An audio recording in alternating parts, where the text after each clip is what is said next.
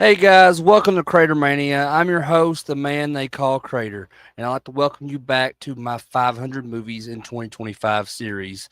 And I'm for this video, I'm going to be finishing out the month of September. Yes, I know today is October the 5th, but if you watched my last video from last night on October the 4th, I explained a little bit. I've been out for like 2 weeks now, and I hadn't done a stream in 2 weeks, and I just got behind on a lot of things, just because of work, things at home, just some other things I can't really go into. But it just kind of pushed me back a little bit on what I wanted to on stuff I wanted to watch and just streams that I wanted to do. So again, if you watched that, you know that I apologize for that, and I still do. And as I said on last night's stream, I was supposed to have done two streams last night to get caught up, to finishing out the month of September, my birthday month, talking about all those different movies. But if you watch the end of that last video that I did, you'll see that I started losing my voice towards the end of it. Um, so I wasn't able to do the stream that I'm doing right now last night. So and I had originally said that I had planned to do this stream, and then the first episode of the Halloween Hoedown special that I'm doing all month of October today as well. But I'm going to save that for tomorrow on Monday, October the 6th. So I'm just trying to get through this one tonight, for, just to finish out the birthday month of September. And so it's going to be six movies I'm going to be talking about tonight. And this will be movies number 342 through 347.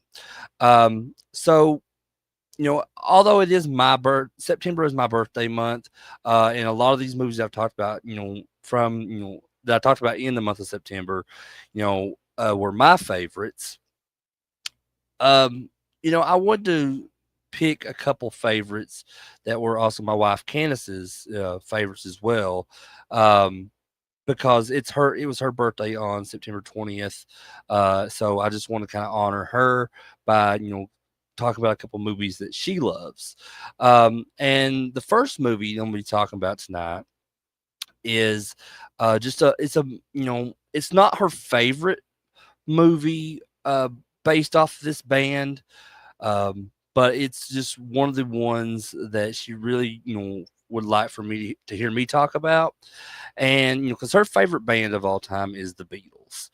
And so, her favorite movie from the Beatles is Hard Day's Night. But she also really loves this movie, Help, from 1965. And I've watched this with her before in the past. Anybody that knows me knows I'm not the biggest Beatles fan, in the world. Because as someone who primarily just associated the Beatles with kind of a vague notion of mop top haircuts and catchy but kind of repetitive tunes, and just the occasional kind of bewildered look from my wife when a song came on the radio. Just approaching this movie, the 1965 film Help, was just an experience kind of born more out of marital devotion than personal curiosity, because like I said, I'm not a huge Beatles fan, but but I wanted to do something nice and talk about this movie, for my wife. And while I may not be as big of a fan of it as she is, because she is just a bona fide card carrying Beatle maniac, and she has long championed this along with Hard Day's Night, just for years and years, and just kind of she finally convinced me, to to dive into this. So, like I said, I've seen this before, but I really didn't kind of pay a whole lot of attention the first time I watched. I'll be honest with you, but so me and her sit and watch this movie again, about a week or two ago. Whenever it was when we watched this, it was around her birthday at the time when we watched it, and the second time around that I watched this, to my genuine surprise, and to my wife's delight, um, I found myself thoroughly charmed throughout the film. Um, in a way that I didn't really anticipate. This isn't just a film, for diehard fans. It's it's surprisingly witty and visually inventive, and just genuinely entertaining. That transcends that whole era. That when that film came out in, and even for a relative outsider like myself, um, and you know, this is a musical comedy that of course, because it's the Beatles, but that and it kind of serves as a vehicle for the kind of burgeoning global phenomenon that was the Beatles. And this was released at the height of Beatlemania. And it follows the band John Lennon, Paul McCartney, George Harrison, Ringo Starr. Um, as they're playing themselves, and although it's fictionalized, and there's these exaggerated versions of themselves. The central plot revolves around Ringo, though, who is unknowingly just the target of this sinister cult, that's determined to sacrifice him to uh, to their goddess. And the reason for this bizarre ritual is that Ringo has inadvertently acquired this goddess's sacred ring, which is a symbol of her power, and which is now stuck on his finger. And so from their London flat that they live in, the four Beatles are kind of thrust into this kind of globe-trotting adventure to just escape the clutches, of um, this cult's leader. And then he also has this equally menacing female accomplice with him as well, which she ends up becoming infatuated with Paul McCartney. And although George Harrison thinks that she's infatuated with him, but anyway, the story, while admittedly thin and kind of often serving as a mere framework for musical numbers and these comedic set pieces, is surprisingly very engaging. The Beatles are not actors in the traditional sense. They're themselves. They're just playing up their kind of distinct personalities. John is the leader, and Paul is this very charming and very naive one, of the group. George is very quiet and observant, and Ringo, who is just the very lovable, drummer of the group. And their whole chemistry just kind of was owned by years of performing together, is just very infectious. Honestly, they banter, they bicker with each other. They get into these kind of slapstick situations. And they do it all with this kind of effortless, genuine charisma that just makes them incredibly likable. And some people that know me will be surprised to hear me say that, because like I said, I'm not a huge fan of the Beatles, but I think this is a very entertaining movie, and I love seeing these kind of personalities that they portray in this movie. um Even when they're the dialogue isn't particularly sharp, this film is punctuated by just a series of these iconic Beatles songs, just seamlessly kind of integrated into the story. We get help. You're going to lose that girl. Ticket to Ride, I Need You, Another Girl, and just wonder and that wonderfully odd, The Graduate. Though it's not officially in the soundtrack, the film features It's Only Love, which is some might remember as The Graduate. Um, and I know all this because Candice, my wife, taught me this. I would not know the background and the history of this stuff if it weren't for her, because she is one of the most musically like knowledgeable when it comes to music that people that I've ever known in my entire life. And just her knowledge about the Beatles and things that she has taught me and told me about is amazing. Um, but these musical numbers are not just performances. They're just kind of woven into the chaos of the plot. and it really adds this kind of vibrant burst, of energy and color to it. The famous help sequence, where the band members are shown trying to escape these kind of various predicaments, it's just a prime example, of this kind of kinetic visual storytelling. Um, and beyond the music and the plot and all that, Help is just a very visually striking film. So Richard Lester, who also did Hard Day's Night, he employs this kind of fast-paced, almost frenetic editing style. Utilizing these split screens and quick cuts and just kind of very surreal imagery. Um, this film is filled with just memorable, visual gags and just very absurd humor. From Ringo just being pursued by this mad scientist attempting to remove his ring with this industrial sized can opener, to the Beatles finding themselves at this ski resort in the Austrian Alps, despite claiming to be in the Bahamas earlier. Um, the film just embraces this very playful, dreamlike logic. The vibrant, like Technicolor cinematography just further enhances that sense of, playful anarchy, if you want to call it that. But like I said, the director of Help was Richard Lester. And Richard Lester was this young, director who had just made a name for himself, in the British filmmaking scene with his innovative and just kind of often quirky approach. He was known for his work on, the running, jumping, and standing still film from 1959, and this, which is a very highly influential, experimental short film that just showcased his, unique visual style and just that very absurd sensibilities, and that's definitely at play here in this movie. But his early work just kind of caught the attention of the Beatles and their manager at the time, Brian Epstein, who were looking for someone to just kind of capture their, youthful energy and that humor. And prior to Help, Richard Lester like I said, he also directed Hard Day's Night from 1964, which is the Beatles' first movie.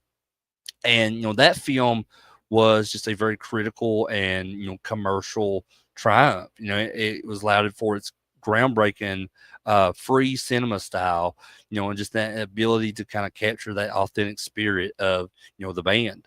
And with Help, Lester was given a larger budget and more creative freedom, just allowing him to push those kind of stylistic boundaries even further. So he's recognized for his influence on the new wave of filmmaking, and just that his ability to to blend comedy and music and that avant-garde visual technique. He just had a very distinctive style. He's characterized by that kind of energetic pacing and just like unconventional camera work, and just a very subtle, often subversive sense of humor. And that's all very much present in Help. He was instrumental in just shaping the visual language of the film. Ensuring it was more than just a concert film. With a plot. Um, but I think the legacy of this movie is just multifaceted. And its impact, while perhaps not as profound as some of the Beatles' musical achievements, I think it's undeniable here in several key areas. Firstly, Help solidified the Beatles' status as just cultural icons, beyond just their music. While Hard Day's Night established them as these serious artists with, with acting potential, the movie Help cemented their images like these playful, charismatic entertainers who could, successfully translate their off-screen personalities to the screen. And the film just showcased these kind of individual quirks and that collective charm, just making them even more relatable and beloved by a global audience. And it proved that the Beatles had transcended music and they were just this complete entertainment package, which that's the goal, right? But secondly, the film's visual style was just remarkably ahead of its time. Richard Lester's use of those quick cuts I talked about earlier, those split screens and the very surreal imagery, just it was just innovative for a mainstream feature film in 1965. This approach just influenced future filmmakers, particularly those working in the musical and comedy genres. The way that the musical numbers were integrated into the story, often with either comedic or visual flair, rather than just simply being these staged performances, was also very groundbreaking. This whole experimentation just paved the way for music videos and a more kind of integrated approach to spectacle in filmmaking. And just it was just this film played a very significant role in just shaping the perception of the Beatles' personalities. John had this very interesting wit about him. Paul has the more like the charming aspect about him. George being very quiet, and just Ringo has this innocence about him as well. They're all that was amplified for that comedic effect in this movie, and while these were caricatures of their true selves, they became these kind of recognizable types that fans would connect with, and it really contributed to the band's enduring appeal. Um, this is a very careful curation of just their on-screen personas, help to kind of create a broader story around the group. And that's extremely interesting to me, although, like I said, I'm not a huge Beatles fan, but just the work that went into the creating the personalities for their characters in this movie, and just the humor based around it, and how it just innovated, and made it very groundbreaking and just paved the way for music videos to come for years to come, is just extremely interesting and impressive to me. Um, and the movie is just this movie is fascinating, for its time, just capturing that kind of um, that vibe, of the mid 1960s. There was the fashion, the humor, the sense of kind of youthful rebellion, and even that those like psychedelic undertones. All of that reflects that whole era.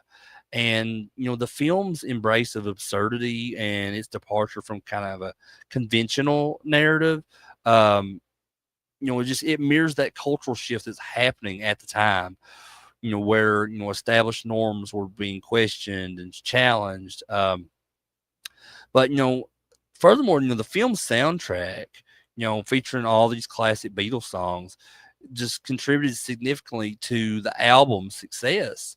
The synergy between the film and its music was just a very powerful marketing tool, driving both towards this massive popularity. And the songs, which were already hits, just became linked to these kind of visual memories created in the film. It really enhanced that cultural resonance. You know what I mean? Um, but in conclusion, I guess approaching help with um, low expectations, because this is only my second time watching it. Like I said, the first time I watched it, I didn't pay a whole lot of attention to it because I just wasn't super interested. Like I said, not being a huge fan of the Beatles and all. But I made the promise to my wife that I would sit and watch this with her and just kind of analyze it the best I could, and pay attention to everything. And I'm really glad that I did, and just my Candice's enthusiasm, as my guide here, I was just genuinely surprised by how much I ended up enjoying it. It's a film that doesn't take itself too seriously, and I think that's precisely its charm. The Beatles in are just undeniably captivating. Their chemistry is just infectious, and their willingness to kind of embrace that absurdity of these situations that they find themselves in is just very endearing.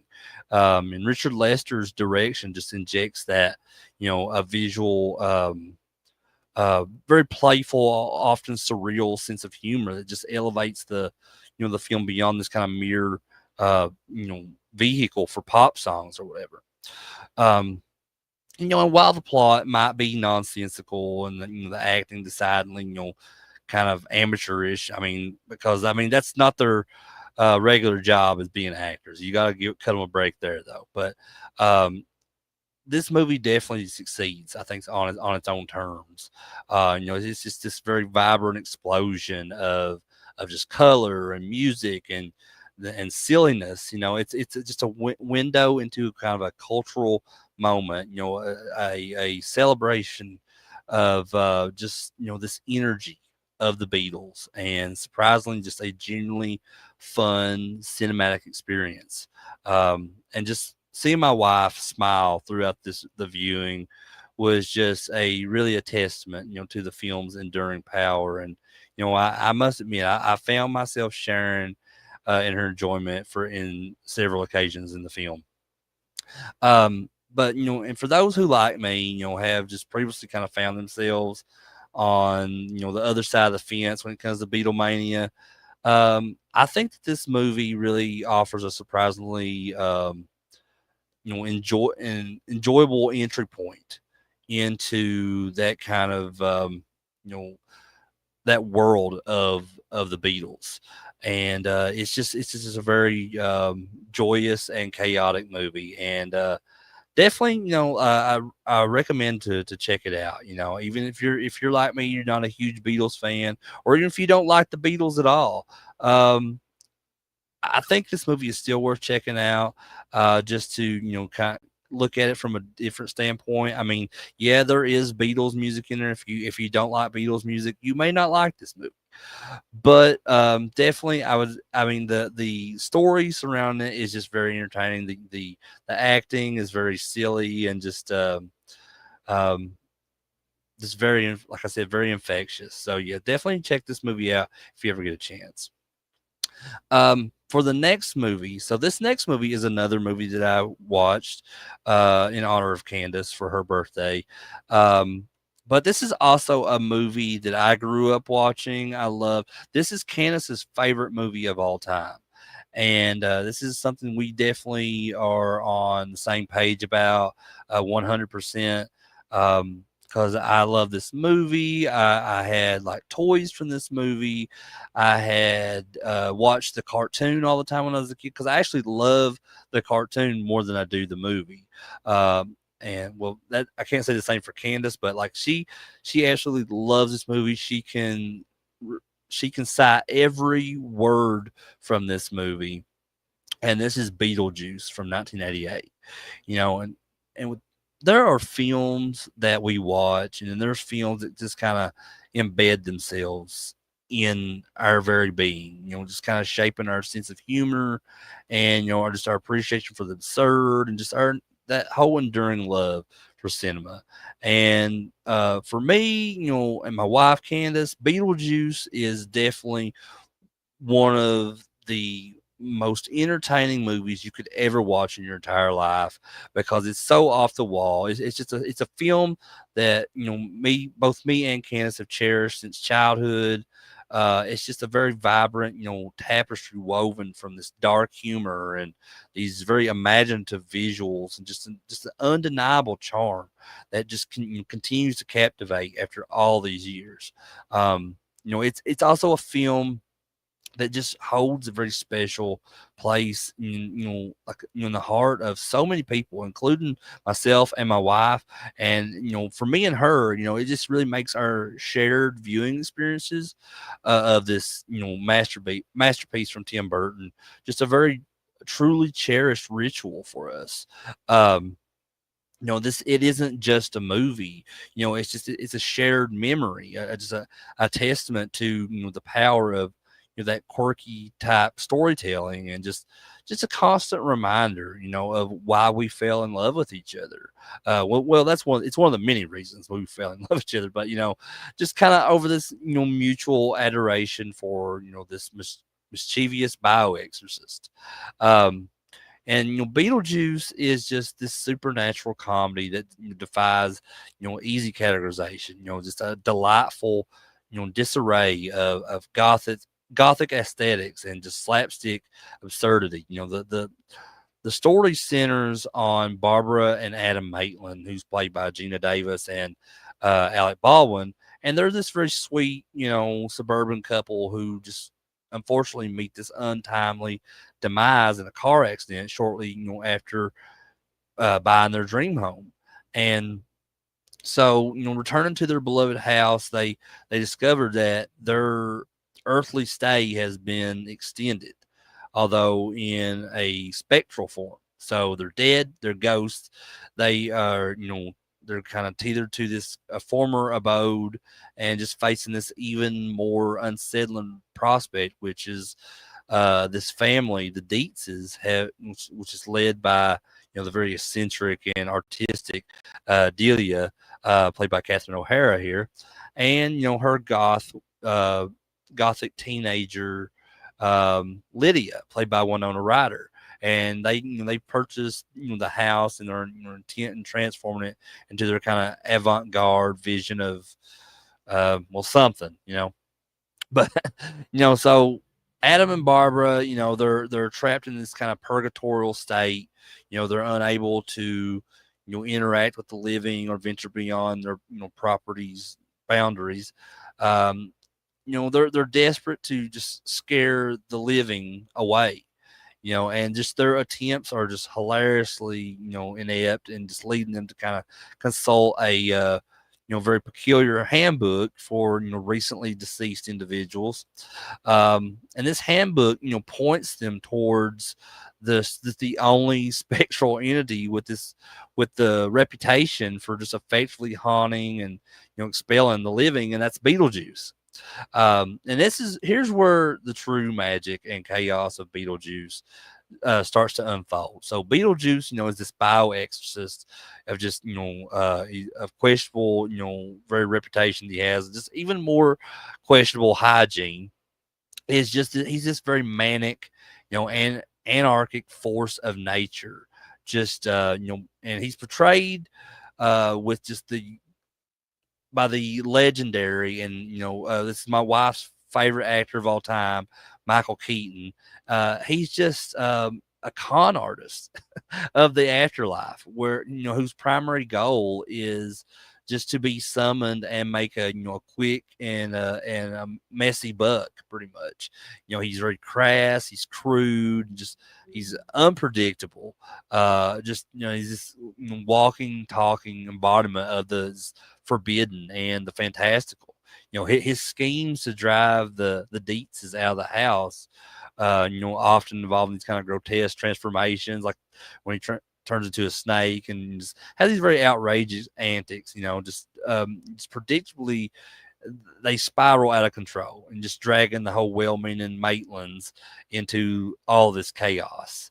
And the film just masterfully balances its dark premise, um, with moments of just genuine poignancy, just particularly in the evolving relationship between Lydia and the Maitlands.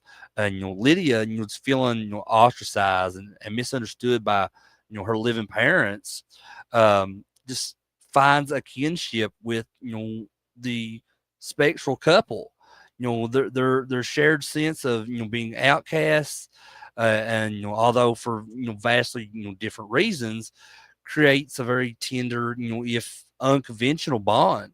Um, their, emotional undercurrent combined with just the relentless barrage of visual gags and these wild creature designs, and just, that unforgettable score by Danny Elfman really creates just a cinematic experience that is both thrilling and just deeply heartwarming at times.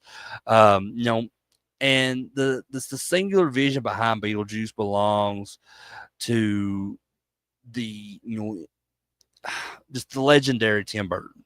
By 1988, Burton had already established himself as a director with a unique aesthetic, notably with his short films and in his feature debut, which we just talked about on the last video, Pee-wee's Big Adventure. However, Beetlejuice was the film that truly cemented his signature style. A very dark, whimsical, and just often unsettling, exploration of outsiders and these eccentric characters, and just a very heightened, reality infused with gothic undertones. Um, and Burton's directorial prowess in Beetlejuice is evident in every frame. He possesses an uncanny ability to to blend that grotesque, with the beautiful, this the terrifying with the hilarious. His fascination with this graveyard humor and like offbeat characters and just the power of imagination is on full display here. He creates a world that is just visually stunning, from these kind of meticulously crafted miniature townscapes to the unsettling, like vibrant, netherworld. He masterfully just orchestrates the film's tone, shifting seamlessly from genuinely spooky moments to laugh out loud comedy. Often within the same scene, and the film's distinct visual language, which is characterized by its distinctive color palette, and its skewed perspectives and just the imaginative creature design, that would go on to define this whole generation of filmmaking and just solidify Tim Burton's reputation as just a master of the fantastical. His ability to find humanity and heart within these most bizarre characters, that and situations, and it's just a hallmark of his work. And I think Beetlejuice is a prime example of this genius. Um, and the legacy for Beetlejuice is as enduring as the Maitlands, attachment to their home. Upon this movie's release, the film was a critical and commercial huge success. Praise for its just originality and humor and that visual flair. And it just launched the careers of many of people involved here. Most notably, just catapulting Michael Keaton into stardom, and solidifying Winona Ryder as this teen icon. Um, Beyond its kind of immediate impact, Beetlejuice has left just a huge mark on pop culture. It has inspired, countless imitations and homages and parodies. And, it's got this very distinctive visual style and memorable characters that have, just permeated fashion and art and even theme park attractions. You can catch Beetlejuice at Universal Studios. He's a character walking around. I mean, for years they had like a Ghostbusters show that they also put Beetlejuice in. Then Beetlejuice had his own live show at Universal Studios where it was like him and the Universal Monsters like doing this concert. I mean, it is incredible. Like just the film's exploration of death and the afterlife, while presented through, this kind of comedic lens, just really resonated with audiences. Offering a very unique and less somber perspective on the inevitable. Um, and that enduring appeal of Beetlejuice just really lies in its fearlessness. It dared to be different, to just embrace the weird and the wonderful, and just to tell a story that was, both original and just surprisingly relatable in its explorations of themes like family and belonging and just finding your place in the world.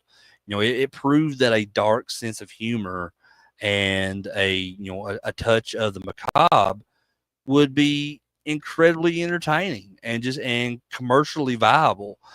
For many, myself included, Beetlejuice was an early introduction to the idea that movies could be more than just escapism.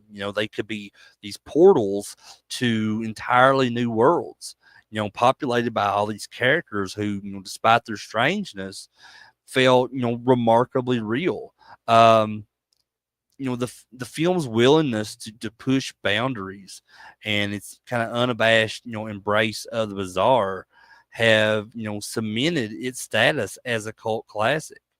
um just a beloved masterpiece that continues to enchant new generations of viewers. It's a testament to the fact that sometimes the most memorable stories are the ones that dare to be a little bit wicked. um but in conclusion, Beetlejuice is just a cinematic triumph. Just a perfect storm of inspired direction, a brilliantly bizarre premise, and just unforgettable performances. It's a film that really transcends its genre, offering this very unique blend of horror and comedy, and heart as well. That just has resonated with audiences for over 3 decades now. For me, and it's a film that just evokes a sense of pure joy and nostalgic comfort. A reminder of childhood wonder and just the enduring power of imaginative storytelling. And for my wife, Candice, it's simply the best movie ever made. Together, we find ourselves endlessly quoting its iconic lines all the time. I mean, we do this all the time, and and it's still like it has this boundless creativity every time that we watch it. We're always finding like things that that we're laughing about with in every scene, and just stuff. It's just like I said, it's not just a movie for us. It's just a piece of our shared history together. Just a testament to that enduring, magic of cinema, and just a this very dark reminder that sometimes the most fun is found in the most unexpected of places. Um, Especially when there's this mischievous sandworm riding ghost involved. It's a film that truly is in every sense of the word a masterpiece of the macabre. And if you've never seen Beetlejuice, then what the hell? Like, get on that ASAP. So I'm gonna check some of these comments real quick. So, Dead Pit Radio, over 159 movies in 2 months. I I don't know what kind of math you're doing there, pal. I haven't watched no 159 movies in 2 months. Um, I don't know. I'll think he's in here anymore. I have to ask him what he means by that later, because no, there's no way I've done that many in just 2 months. So yeah, check your math there, pal. Uh, and Candace, thank you for watching. Help me. Absolutely, absolutely. I was had a great time watching both of those, and Beetlejuice. That's one that we've watched many times over and over the years. So I had no problem watching that again. Um, so for these next two movies I'm going to be talking about, um, these are not really favorites. Um, so these are just movies that me and Candace watched together, that weren't originally a part of my planned list of the 500 movies in 2025. Um, but since I did watch these movies, I mean, obviously have to count them, right? So this first movie I want to talk about, out of these next two, is a movie that came out about 3 years ago, and I've heard people talk about it. It's been on my radar, but I had never got to watch it until a couple weeks ago. And this movie is called Talk to Me. It's from 2022, and this movie was not just another possession flick. It's just this very potent exploration of grief and addiction, and just that kind of desperate human need for connection. And it's all wrapped in a just genuinely terrifying and viscerally satisfying horror package. This is an Australian debut from the filmmaking duo of Danny and Michael Filippo. I guess that's how you say their last name. And it just really has stormed, the genre scene, proving that fresh, impactful scares are still very much alive and kicking.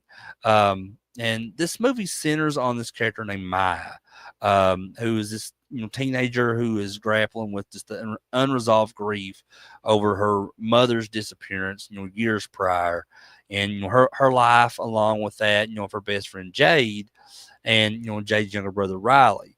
Just takes this very dark turn where they discover this ceramic encased embalmed hand that, when held and accompanied by the incantation "Talk to Me," allows the user to communicate with spirits. And this isn't just, a fleeting ghostly whisper. The spirits can not only be seen and heard, but also temporarily inhabit the user's body. It's, often this kind of thrilling and dangerous experience. And the rules of engagement are simple yet fraught with peril. The deceased inhabit the possessed for a maximum of 90 seconds. And if the user doesn't relinquish control by saying, "I let go," the spirit, starts to linger and potentially causing this irreversible harm. And what begins as a morbid, thrill-seeking endeavor for Maya and her friends, which a way to escape, their mundane realities and feel a very surge of, of adrenaline, that quickly spirals into this, into this addiction.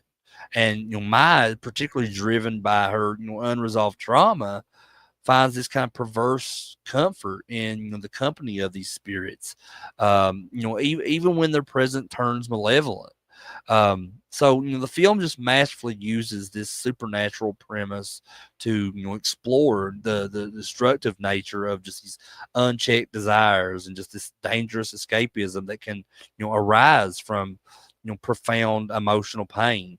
Um, and the practical effects here, particularly in the depiction of the possessed, are stunningly grotesque and unnerving at times, and just kind of adding this very tangible layer of horror to that psychological descent.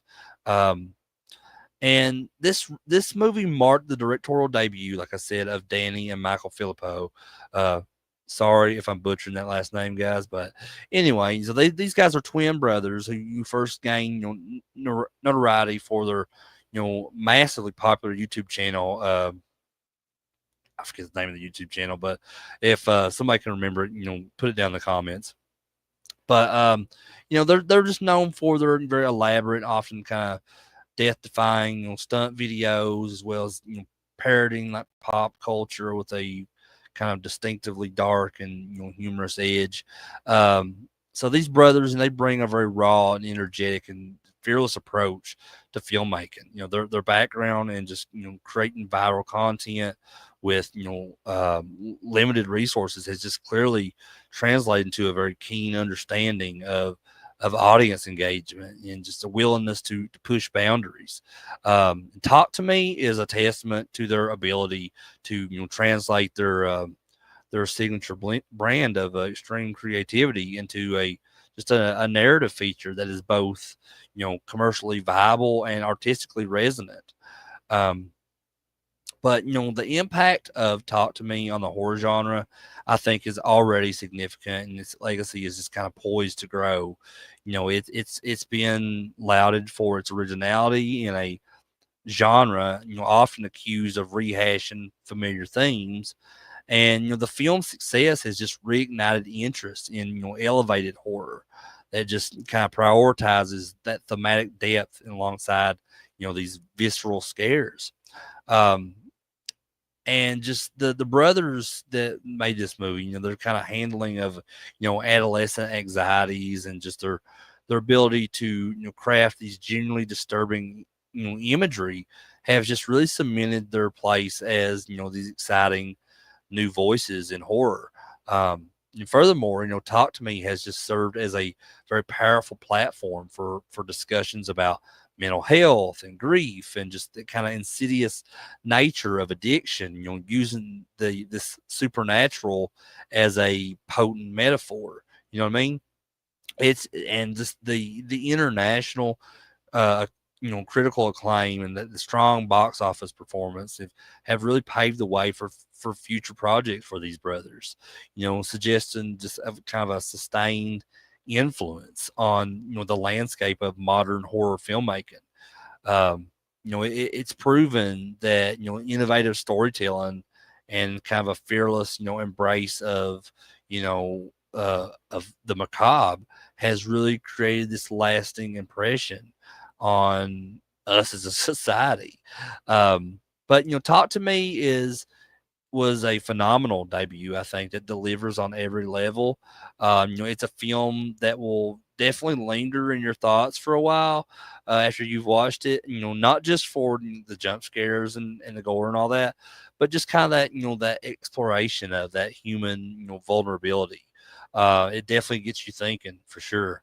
Um, and the filmmakers here, they have really just crafted really a modern horror classic that is as intelligent, as it is terrifying. I think that this is a must watch for, any horror fans out there that's seeking something fresh, impactful and just undeniably disturbing. So yeah, I really enjoyed this movie. And I love seeing more and more newer horror films that get to come out, and they have a very fresh take and very a lot of originality to them, because that's hard to do anymore, honestly. I mean, it's all been done just about when it comes to the horror genre, over the past several decades. There's so many things that have been released that can be compared to um, other things that were released before them. But it's interesting, and it's very satisfying when a lot of new horror films come out that have that originality to them and just kind of stand out as being different from the rest. So yeah, definitely check this movie out if you've never seen it before. I enjoyed it a lot, and I'll definitely be watching it again at some point. But for this next movie, this was a movie that just came out this year, and from the get go, I was interested in this movie. Just seeing the trailer for it, and just then had several people that went and watched it when it first came out and was telling me about it. It's like, Crater, you gotta check out this movie, man. It's killer. I think it's right up your alley. You would love it. So me and Candice, we finally sit down. We watched Weapons. And as a longtime horror fan, I've seen a lot of stuff when it comes to horror. Absorbing everything, in horror, from jump scares to that just that dread, everything that lives within all these horror films. Just kind of stepping into that world of Zach Krager's Weapons. It was like venturing into kind of an uncharted territory, and what a rewarding journey that it was. I mean, um, Weapons is not just a horror film; it's just this kind of meticulously crafted puzzle box that just unravels with this kind of chilling, symphony of dread and mystery, and just almost kind of a primal sense of unease. Um, so the movie, it unfolds around this single, horrifyingly inexplicable event. It's 17 children from the same classroom, have just vanished simultaneously on the same night at like 2:14 or 2:17, whatever it was, in the morning. So this kind of central enigma serves as the catalyst for a story that just skillfully weaves together, multiple perspectives and timelines. And director Zach Krager, he already celebrated for the kind of genre bending brilliance of the movie Barbarian, has once again proven his mastery of just atmospheric storytelling. His unique ability to just kind of bring that mundane with the utterly terrifying, just to kind of build suspense, not just through predictable scares, but just through that kind of unsettling implication of the unknown. And that's all on full display here. Um, the film's conception, which was born from this kind of highly competitive bidding war, and Zach Krager's own $38 million script sale, immediately signaled, its potential. And just this viewing confirms that potential was not only met but exceeded. Um, Zach Krager, known for his ability to kind of subvert audience expectations and deliver very intelligent, character-driven horror, has just crafted something truly special, with Weapons. He's not interested in cheap thrills. Instead, he kind of delves into the psychological toll of just inexplicable events, um and just that human need, to find order in chaos. Um, the ensemble cast, featuring powerhouses like Josh Brolin and Julia Garner, along with Alden, what's his name? Alden Ehrenreich, I think, or how you say his name. Austin Abrams, Carrie Christopher, Toby Huss, Benedict Wong. They all deliver these performances that are as nuanced as they are impactful. Each actor anchors their respective storylines, making the very gradual convergence of, their stories feel organic and deeply resonant. Um, and the legacy, I think, of this movie, which is not really, it's not been long since it's been put out, but I think it's already clear, even from this first time watch for me, it's a film that definitely lingers and sticks in your mind, long after you've watched it. And it is also kind of sparked these conversations and, leaving you questioning like that fabric of reality. Zach Krager has just managed to create this film that is both unsettling and just very stimulating. It taps into this kind of universal fear of the unknown, of losing control, and just that these hidden forces that might be at play, beneath the surface of our everyday lives. Um, the films had this very positive critical reception, a very impressive box office performance. I think it made like $260 million worldwide or something like that. Just that really speaks volumes, about its ability to just connect with audiences on a very profound level. It's a testament to a director who understands that art of horror and delivering this experience that is both viscerally frightening and, thematically rich. Um, but I guess in conclusion, Weapons is absolute triumph for Zach Krager, and a must see, I think, for any serious horror fan. It's a film that really demands your attention, and it rewards your patience, and ultimately just leaves you in kind of this state of this lingering dread. So Zach Krager has just once again proven, his prowess in crafting these very intelligent, captivating horror movies that just push, the boundaries of the genre. And I really think that has solidified, his place as one of uh, horror horror cinema's, most exciting voices at this time.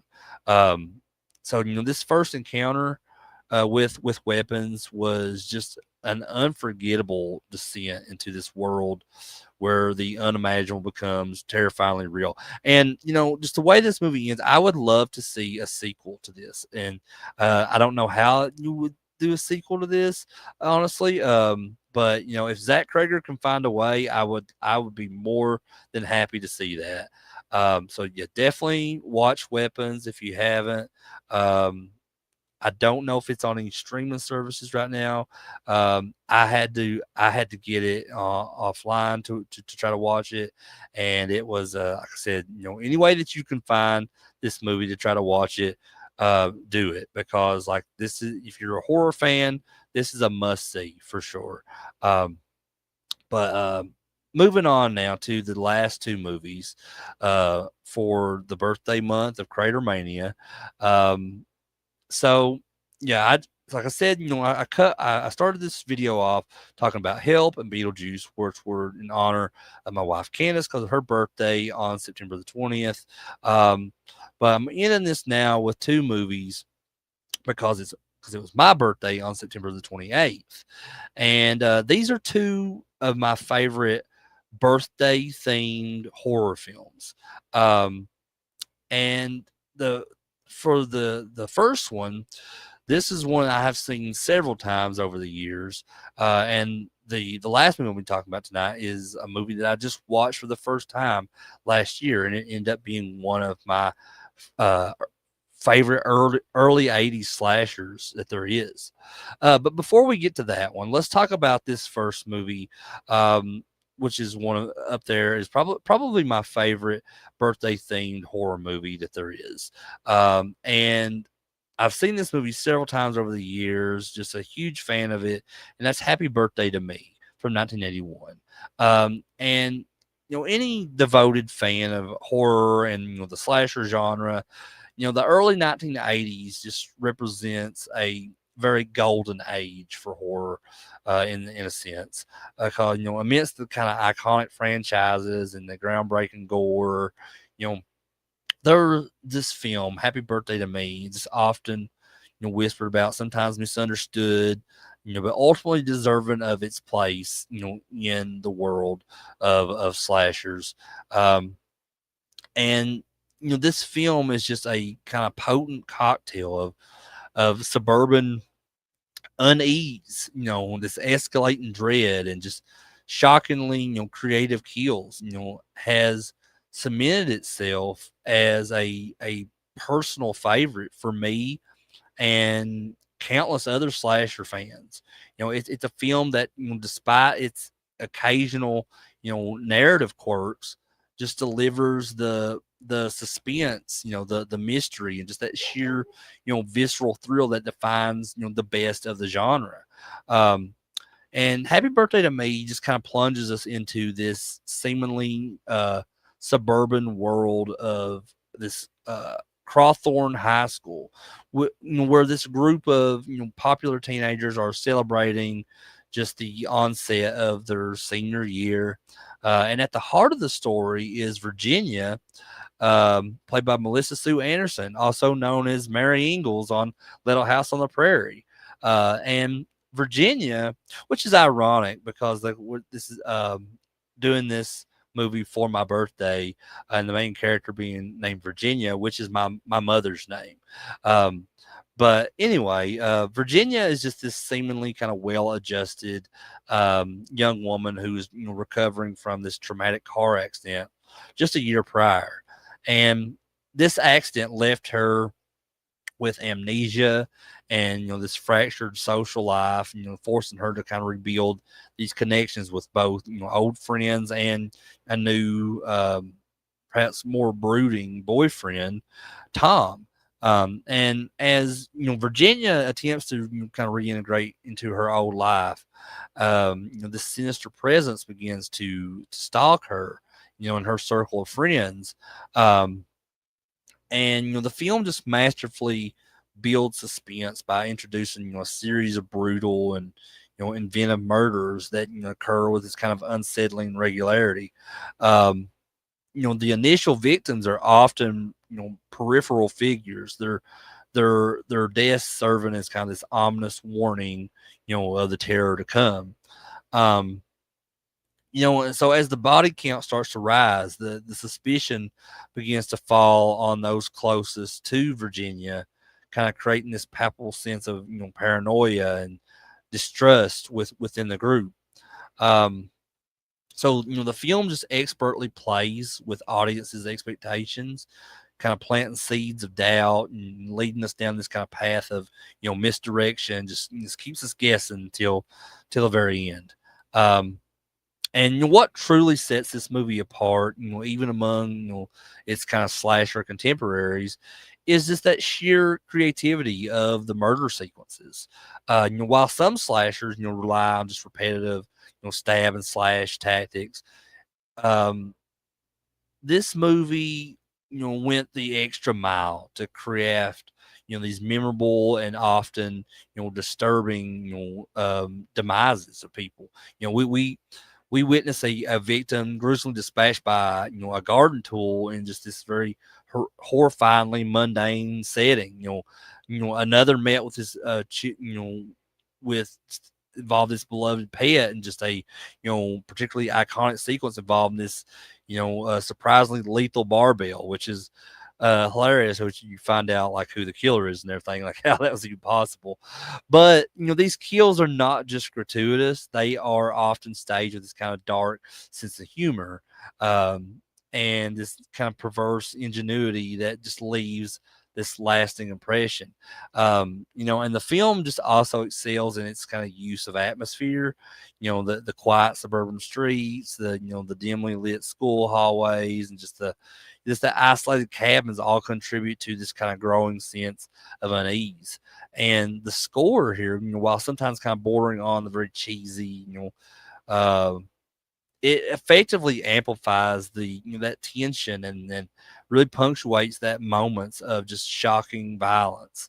Um, and like I said, the man at the helm of the slasher, Jim, is J. Lee Thompson. And while Happy Birthday to Me falls within the horror genre, Thompson's career was far more diverse, spanning a multitude of genres, including war films and westerns and thrillers and dramas.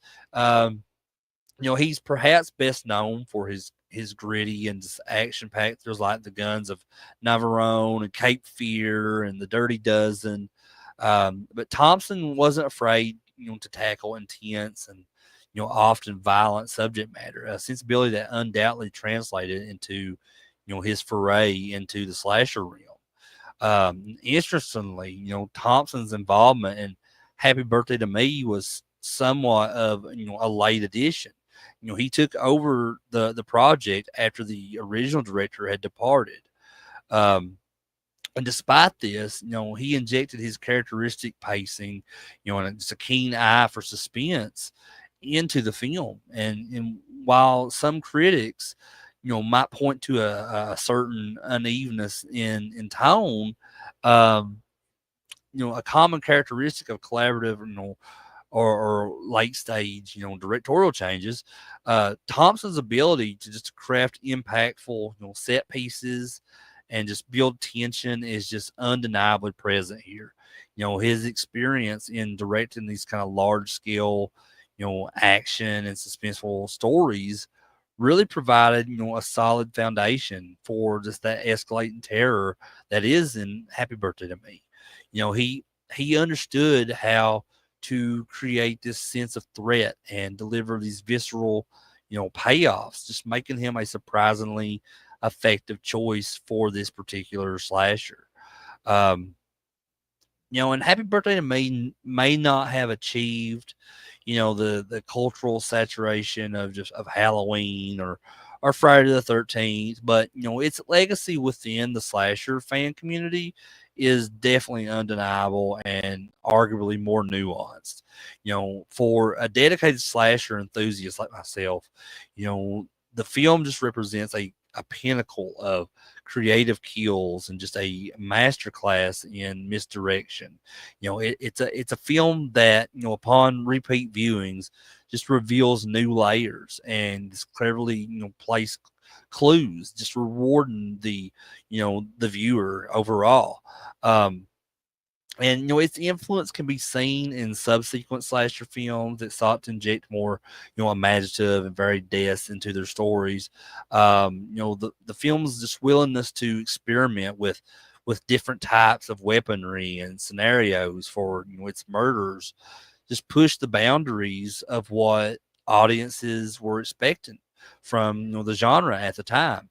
And furthermore, the film's exploration of just teenage anxieties and fractured identities and just the unsettling notion that evil can lurk within seemingly normal suburban environments just resonates deeply with the core themes of the slasher genre. Um, just that the central mystery of Virginia's fragmented memory and this the potential darkness within her own psyche just kind of adds this very psychological layer that's often missing in more straightforward slasher films. This kind of ambiguity and just that lingering question of who to trust really elevates this movie beyond just simple gore. You know what I mean? But the film's cult status is just also a testament to its enduring appeal. It's been celebrated and dissected by horror fans for decades. Its twists and turns or have been analyzed, and just its iconic moments have just been cherished by so many, including myself. And my friend Dana over at Evil Dead Chick on YouTube, I know she's a huge fan of this movie as well. Um, but just the film's unique blend of suspense and mystery and just that over the top violence, kind of coupled with its unforgettable climax, um, just ensures its place in discussions about the best of the slasher era. It's a film that just continues to be discovered and appreciated by new generations of horror fans that are just drawn to its particular brand of terror. Um, but I guess in conclusion, Happy Birthday to Me is far more than just another entry, in the slasher canon. It's just this very meticulously crafted piece of cinematic terror that just deserves, its critical acclaim, among genre fans. J. Lee Thompson, a director, known for his prowess in suspense and action, just kind of delivers this film that is just very rich in atmosphere and just brimming with that inventive and these memorable kills, and just it's driven by just a very compelling mystery. And while some may find its stories, twists, a touch convoluted, I think for a true slasher fan, these elements only add to its charm, and just its rewatchability. Just the film's legacy is built on its kind of audacious creativity, that exploration of just dark suburban themes, and it's just ability to keep audiences, on the edge of their seats until that very last, frame. And so, if you're a fan of the slasher genre, you're just a fan of horror in general, you're seeking out something that kind of delivers that pure, unadulterated terror with a very stylish and inventive flair. Then I think Happy Birthday to Me is definitely one you should check out. It's an absolute must watch. Um, it's a birthday celebration you won't soon forget. I'll guarantee that. And it's just one that will leave you looking, over your shoulder sometimes, long after you watch the movie, maybe.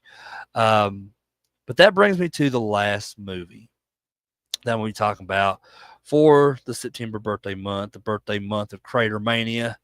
And like I said, this movie is another slasher, also from 1981, and one that I had just watched for the first time just last year, but it has now become one of my favorite slashers from the early 80s.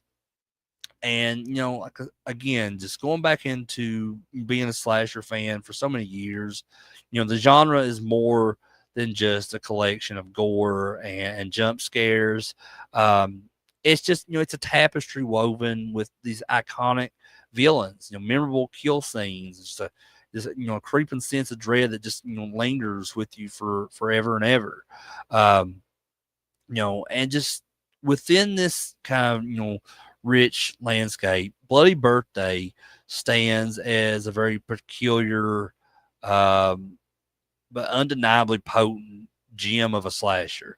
Um, while perhaps not as widely recognized as some other slashers, Bloody Birthday offers this very unique blend of just dark humor, that very unsettling atmosphere, and just these genuinely frightening child killers.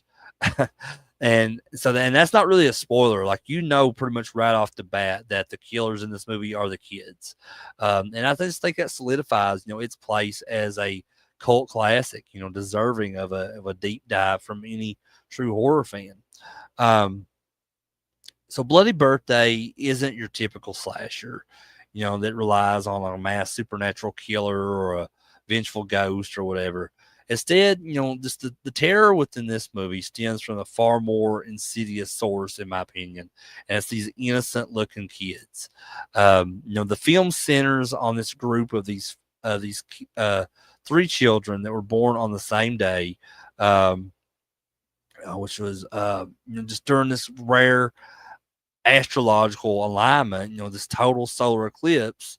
And then, 10 years later on their shared birthday, this, astrological anomaly has just seemingly imbued them with this very dark and malevolent force.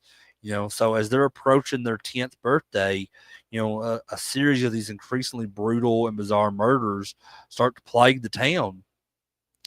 And the film just masterfully builds suspense by portraying these children not as overt monsters, but from the outset, but as these seemingly normal preteens who are just simply off. You know, there's definitely something off about them, and their motivations for these kind of horrific acts are just rooted in a kind of darkly comedic, almost nihilistic outlook. Um, just they are the embodiment, of childhood innocence being corrupted. Their playful kind of demeanor masking this very terrifying capacity for violence. Um, we witness them just executing their victims with this very chilling efficiency that just kind of, you um, just shocks you even more because of their age. These aren't accidental deaths. They're calculated. Often creatively executed murders. Um, and the plot just follows several characters who become, the targets or investigators of these events. And um, there's the one girl, Debbie, whose birthday party is just the focal point of much of the action.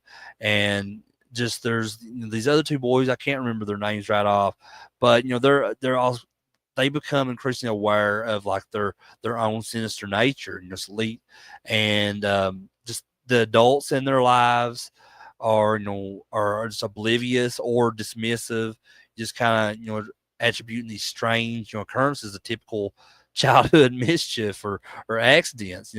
So the whole classic slasher theme of adult disbelief amplifies the children's terror, and just leaves these other kids that are being targeted as victims, and also leaves the audience just feeling kind of isolated and vulnerable. Um, but the film's kill scenes are where Bloody Birthday truly shines, I think, for the slasher fan. They're creative and unexpected and just undeniably effective. Um, and just the deliberate pacing really allows the dread to simmer, and ensuring that when a kill does occur, it hits with that maximum impact. And the film doesn't shy away from the practical effects of the era, which, while perhaps dated by today's CGI standards, um, really possesses a tangible grittiness that just enhances the horror. Um, but this movie, the legacy of it, like I said, it may have not reached the blockbuster status of like Halloween or Friday the 13th, but its legacy, within the slasher subgenre is undeniable. And its impact, though perhaps more cult oriented, is significant here. I mean, the film's primary contribution to the genre is its kind of audacious premise. Children are the killers. This was a relatively unexplored avenue in slasher films at the time, which typically focused on adult or supernatural um, villains. But by presenting these these child murder these children as murderers, Bloody Birthday just really tapped into this kind of primal fear of the unfamiliar and just the corruption of innocence, and it really challenged the audience's perceptions of who and what could be a threat. Just really making the suburban setting, usually a place of safety, feel incredibly vulnerable. Um, and just the film's lasting impact can be seen in its influence on subsequent films that have explored, similar themes. Like, while not always direct homages, the idea of just children being the perpetrators of violence, particularly with a supernatural or unexplained origin, this can be traced, back to the groundwork that was laid by Bloody Birthday. It paved the way for films like Children of the Corn, and arguably influenced the darker undertones found in some, later supernatural horror films featuring child protagonists with sinister motives like Insidious. Um, furthermore, Bloody Birthday is celebrated for its clever subversion of typical slasher themes. Instead of a single monolithic villain, the threat is just distributed amongst multiple children, each with their own kind of distinct personality and method of murder. And this really creates a sense of that of danger, where any child could be a potential killer. And The film also excels in its use of just building suspense and atmosphere, relying on like slow burns and just unsettling imagery rather than that gratuitous gore for its scares. Um, just the chilling practicality, of the murders, executed with this kind of disturbing matter of factness by the youngsters here, really just adds to that film's kind of unnerving quality. Um, but I guess, in conclusion, Bloody Birthday is a film that deserves to be revisited and celebrated by slasher fans. It's just a testament to the director's prowess and his ability to just craft horror with this very unique, often darkly humorous flavor. Um, by embracing a premise that taps into our deepest anxieties about corrupted innocence and just that uncanny nature of childhood, the film really delivers a genuinely unsettling and memorable um viewing experience. It's got these creative kill scenes. It's got a very palpable atmosphere and just bold subversion of genre conventions have cemented its status as a cult classic that just continues to offer a delightful and just terrifying birthday present to horror fans everywhere.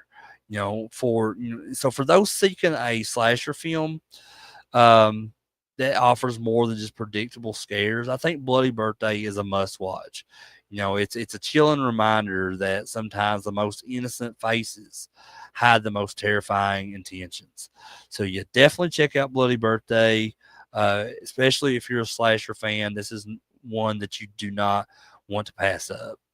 Um, but guys, I guess that is it. So that ends CraterMania birthday month favorites for September. Although we're already in October because I got behind. So again, I apologize for that. But I'm catching up now, guys. So just be sure to check out tomorrow's video tomorrow night, where I'll be starting the month of October, and all month long I'll be covering all of these different movies that are based around the holiday that is the best holiday in the world, in my opinion. That's Halloween. So be sure to check out in the first episode of all where I talk about 6 different movies tomorrow night. So be sure to catch that. And like I said, I'll be doing those all month long of October, just covering these different movies based around Halloween. But I want to thank you guys, anyone who watched this live, or if you're here in the chat, or you're watching this on replay. Just thank you so much for being here. So please drop me a comment below on what your favorite of the movies that, if you've seen any of the movies that I've talked about tonight, what your favorite was and why. And if you like this video, as always, please give it a thumbs up. I'd really appreciate that. That would help me out a lot. And if you're new to the channel, please hit that subscribe button to catch more videos from me like this one. And as always, click that bell for any future notifications as well. But with all that said, I'm Crater. This is CraterMania. I love you guys. Have a good night.